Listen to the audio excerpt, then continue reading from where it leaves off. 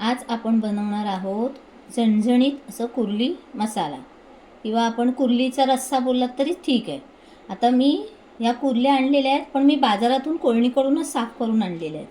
पण ते आता कशा करायच्या या मी वेगवेगळ्या केलेल्या आहेत. हे बारीक बारीक त्याचे आंगडे आहेत, हे मोठे आंगडे आहेत आणि ह्या कुर्ल्या. आता मी या साफ करायची पद्धत तुम्हाला फक्त दाखवते. मी या पातेल्यात पाणी घेतलेलं आहे, हे बघा. हां, त्याच्यामध्ये मी फक्त याचे आंगडे आहेत ना ते धुवून घेणार फटाफट.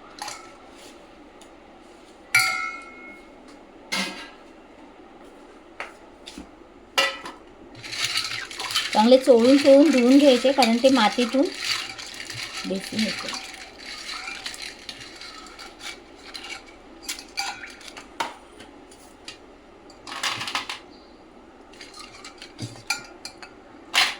आता हे बारीक बारीक जे आंगडे आहेत ना ते धुवून घेऊया नंतर दुसऱ्यांदा.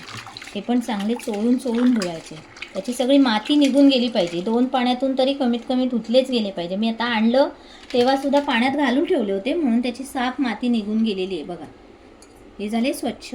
आता हे जे आहे ना हे कसं साफ करायचं, हे साफ करण्याची पद्धत फक्त दाखवते.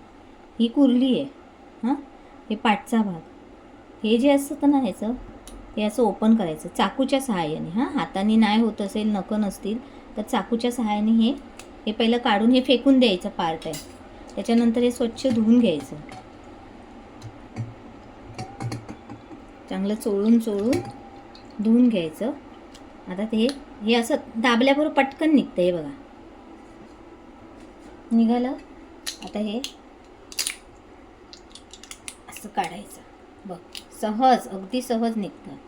हे झालं. आता हे धुवायचं नाही परत, कारण आपण स्वच्छ धुतलेलंच आहे. कारण ह्याच्यामध्ये ही अंडी असतात कुर्ल्यांची, ती पाहिजेत आपल्याला, नाहीतर मग टेस्ट येणार नाही. असं आणि हे फेकून द्यायचं. बस, हीच सोपी आणि पद्धत.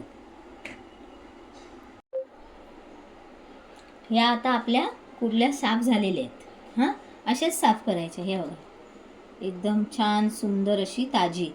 फक्त लक्षात ठेवायचं, कुर्ली घेताना ना कधी मेलेल्या कुर्ल्या नाही घ्यायच्या. जर मेलेली कुर्ली असेल तर त्यांना वास येतो. तर या सगळ्या ताज्या कुर्ल्या होत्या म्हणून या अशा दिसतात साफ केल्यानंतर स्वच्छ. बस, आता आपल्याला कुर्ल्या आपल्या साफ झालेल्या आहेत. आता आपल्याला मालवणी पद्धतीचा रस्सा करायचा आहे कुर्ल्यांचा. तर आमच्या मालवणी पद्धतीचा रस्सा कसा की कांद्या खोबऱ्याचं आम्ही वाटण करतो.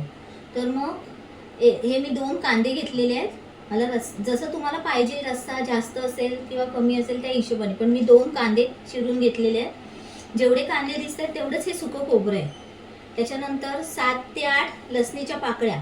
लसूण जास्त असली पाहिजे, कारण मच्छी आहे, मच्छीला वास येऊ नये यासाठी लसूण.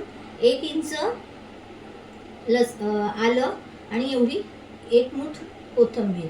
आता या सगळ्यांचं आपण वाटण करायचं आहे. याच्यामध्ये धणे, काळी मिरी, लवंग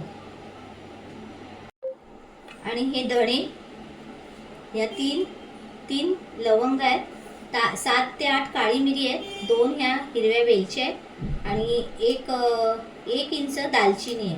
हे सगळं गरम मसाला, जसं सेम आपण चिकनचा रस्सा मालवणी पद्धतीचा बनवतो त्याच पद्धतीचं वाटण झालं पाहिजे.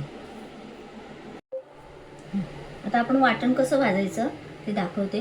आणि शक्यतो ना नेहमी जेवणामध्ये आपण ताजंच वाटणाचा वापर करायचा, आणि मच्छीमध्ये तर करायचाच करायचा. कुर्ल्या सुंदर होतात ताजं वाटण केलं की. ते फ्रीजमध्ये ठेवलेलं वाटण असतं ना त्याला टेस्ट नाही आहे. 10-15 मिनटं पण नाही लागणार बघा. आता हे झालं, तेल माझं गरम झालेलं आहे. हे सगळं काळी मिरी, लवंग, दालचिनी झालं. त्याच्यानंतर धणे, जास्त करपायला नाही द्यायचं कोणत्याच गोष्टी. पटापट कांदा, जेवढं तुमचं ताजं वाटण असेल तेवढं तुमचं जेवण उत्कृष्ट आणि छान चवदार बनणार. बस, आता हा कांदा चांगला भाजून घेतला, लाल, थोडासा जास्त पण नाही करपवायचा, थोडासा लाल झाला. हे बघा आता आपला कांदा झालाय छानपैकी. बस, जास्त नाही करपायला नाही द्यायचं, करपलं की कडू होणार. हे खोबरं घातलं, जेव्हा तुम्ही खोबरं घालाल ना त्याच वेळेला हे आपलं आलं आणि लसूण हे सगळं वापरून टाकायचं त्याच्यात आणि मग छान भाजून घ्यायचं. आता हे जसं वाटण आहे ना भाजते तसंच या ज्या कुर्ल्या मी साईडला ठेवल्या होत्या ना ह्या बारीक, ह्या पण ह्या ज्या कुर्ल्या आहेत यांची जे हे बारीक बारीक आंगडे आहेत ना ते आपल्याला वाटून घ्यायचे आहेत मिक्सरमध्ये. जेव्हा आपण हे वाटण वाटणार त्याच वेळेला हे पण वाटण एक दुसऱ्या मिक्सरमधून वाटून घ्यायचं.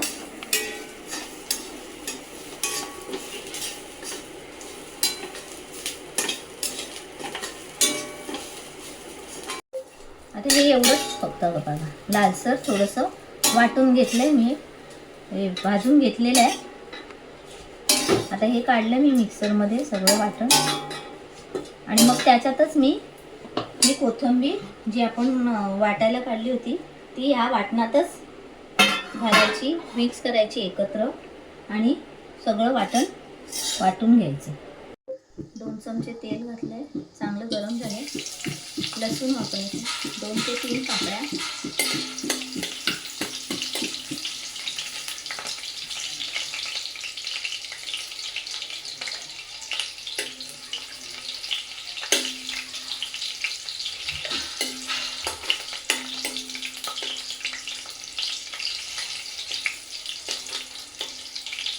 जरा लाल होऊन घेते, एकदम पांढरी होईल.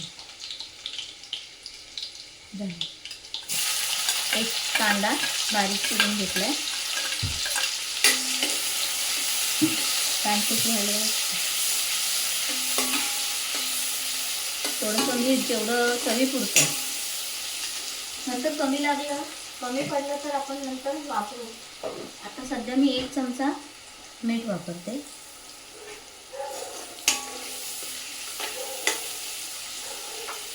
कांदा लाल होईपर्यंत चांगला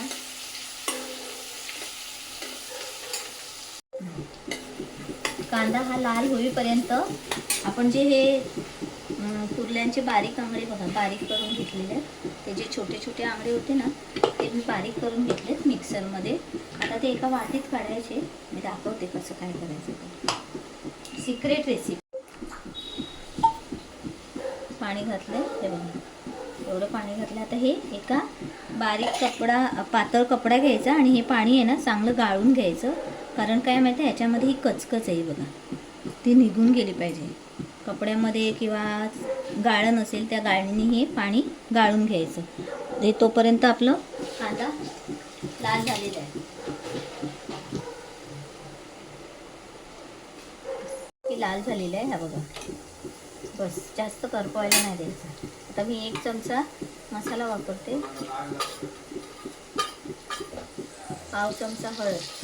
तुम्हाला जास्त तिखट हवं असेल तर तुम्ही 1.5 चमचा मसाला वापरू शकता. आम्ही तिखट थोडं कमी म्हणून कमी वापरला.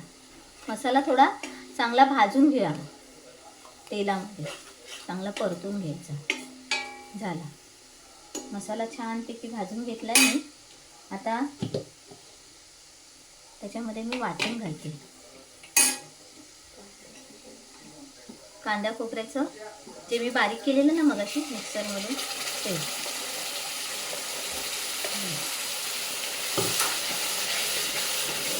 छानपैकी भाजून घ्यायचं ते वाटण.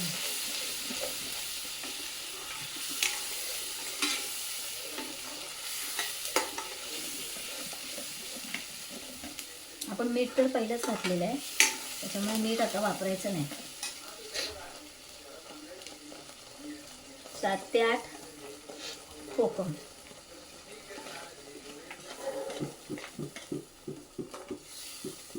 बस. आता आपलं हे वाटण हे बघा पाण्याला तेल सुटलं. हे वाटण छानपैकी भाजून झालेलं आहे, चांगलं शिजलेलं आहे.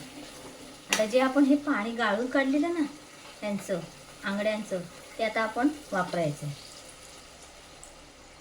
वापरताना असं हळूहळू म्हणजे खालती जर चुकून राहिलं असेल तर हे बघा असं खालती राहतं, राहिलं तर चुकून. आता हे चांगलं कड आलेलं आहे बघा आणि छान शिजलं. आता आपण ह्या ज्या कुर्ल्या आहेत तर एक एक एक एक सोडूया याच्यात.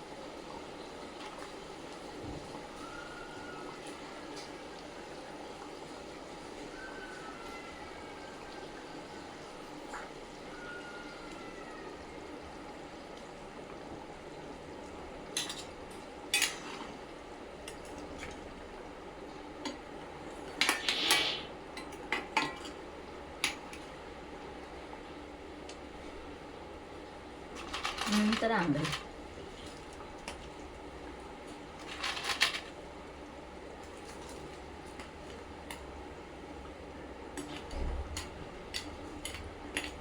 बस आता बारीक गॅस करून जवळजवळ 10 ते 15 मिनटं छानपैकी शिजून द्यायचं, म्हणजे कोकम पण छान शिजला जाईल. आणि बोलू आता हे 10 ते 15 मिनटं शिजत ठेवायचं बारीक गॅसवर, म्हणजे आपले हे कोकम आहेत जे घातलेले ते पण छान त्याच्यामध्ये एकजीव होतील आणि छान प्रकारे शिजतील. शक्य होईल तेवढं कोकमाचाच वापर करायचा, चिंचेचा वापर करायचा नाही, कारण चिंचेनी वाताचा त्रास भरपूर होतो, कोकमानी नाही होत.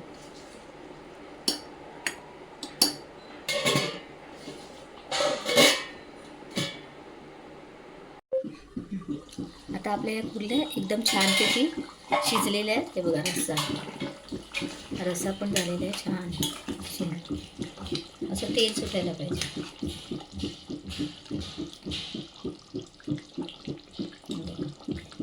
शिजलं. आता आपण याच्यामध्ये कोथिंबीर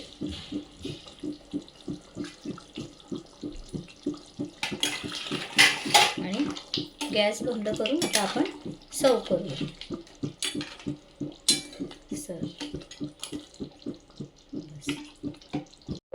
हा आपला कुर्लीचा झणझणीत असा रस्सा तयार झालेला आहे. जर तुम्हाला आवडला असेल माझी रेसिपी तर लाईक करा आणि सबस्क्राईब करा.